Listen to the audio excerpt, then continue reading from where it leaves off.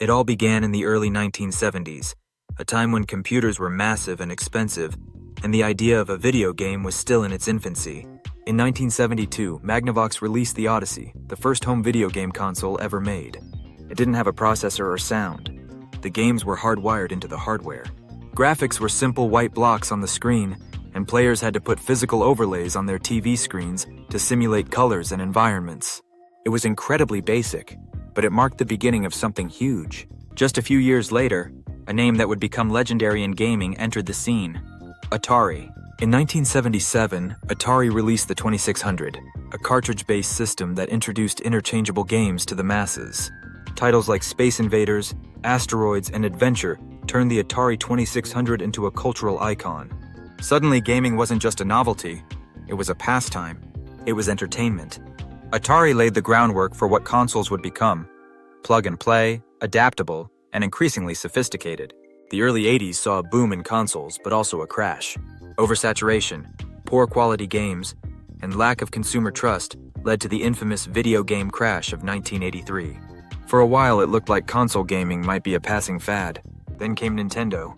In 1985, the Nintendo Entertainment System, or NES, launched in North America. It didn't just revive the gaming industry, it reinvented it.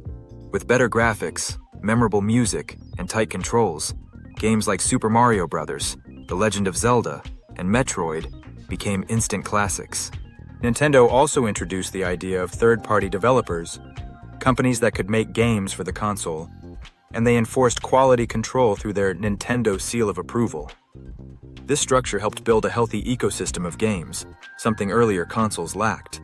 While Nintendo ruled the late 80s, another challenger was rising: Sega.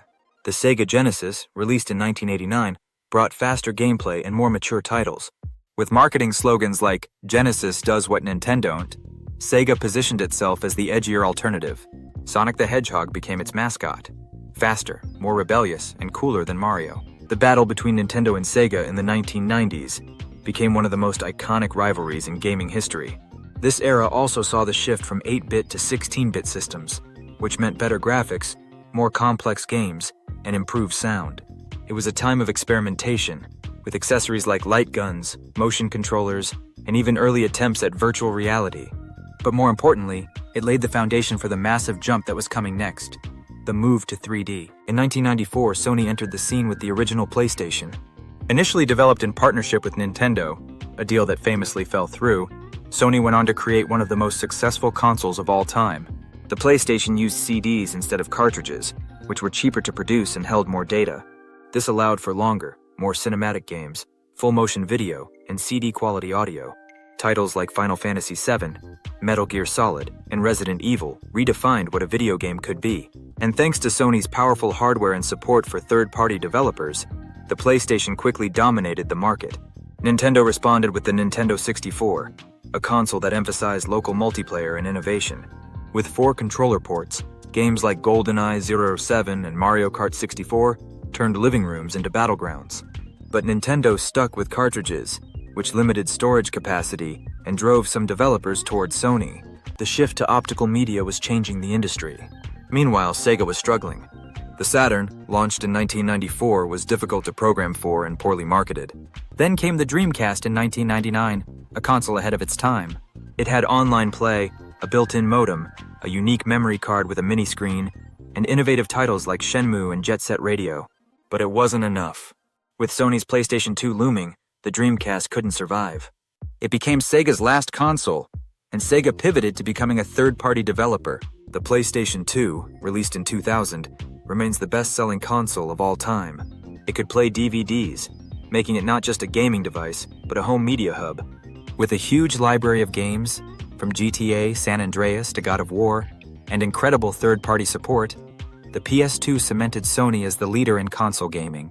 Then came Microsoft, a tech giant entering unfamiliar territory.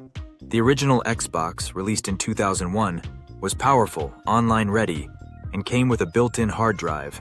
But it was Halo, Combat Evolved, that defined the console and gave Microsoft its identity. The Xbox brought Western developers into the spotlight and introduced online multiplayer through Xbox Live, which would become a game-changer for the industry. Nintendo took a different path. In 2006, they released the Wii, a console with underpowered specs but a revolutionary control scheme. With motion-sensitive remotes and family-friendly games like Wii Sports, the Wii became a cultural phenomenon. It outsold both the PlayStation 3 and the Xbox 360, proving that innovation and accessibility could beat raw power. Sony and Microsoft, meanwhile, were focused on high-definition gaming and online ecosystems. The PS3 and Xbox 360 delivered more cinematic experiences, downloadable content, and expansive multiplayer services. They introduced achievements and trophies, digital storefronts, and social integration. Games became bigger, longer, and more expensive. And consoles started to resemble PCs in their functionality.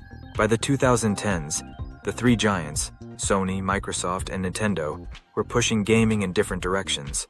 The PS4 focused on performance and exclusives. The Xbox One attempted to be an all-in-one media center, but stumbled at launch due to mixed messaging. Nintendo tried something bold with the Wii U, but its confusing name and lack of support made it a commercial failure. Then came redemption.